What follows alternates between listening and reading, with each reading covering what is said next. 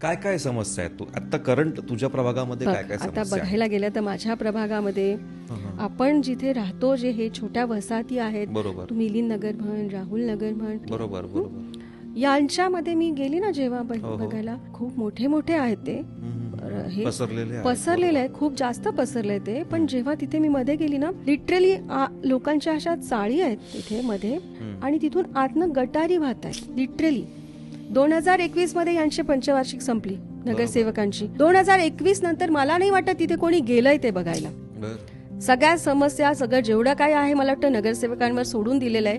तुम्हाला फंड तर पाहिजे त्या गोष्टीसाठी, बरोबर फंड कुठून देणार? बरोबर म्हणजे प्रत्येक गोष्टीचा कुठेतरी जाऊन आपण अर्ज करा, हे करा, तिथून कुठून तरी येणार, मग त्या नगरसेवक ते कुठेतरी जाऊन काम करणार, हे नाही होऊ शकत. याच्यासाठी एक तू बघ, म्हणजे त्यांच्या समस्या, प्रत्येक जण चिडचिड करत होता, प्रत्येक जण. तिथे मी गेली, आज त्यांची काहींची घरं पाडली जात, पण घराच्या बाहेर नाल्या, अगदी दारातच का. तिथे तुम्हाला आरोग्य तुमचं व्यवस्थित राहील तिथे? बरोबर कसं राहील? आणि नाली म्हणजे मी असं सावरून चालावं लागत होतं मला प्रत्येक ठिकाणी जाताना. जागोजागी कचरा पडलेला, बरं घाण, बरोबर टॉयलेटची नीट व्यवस्था नाही.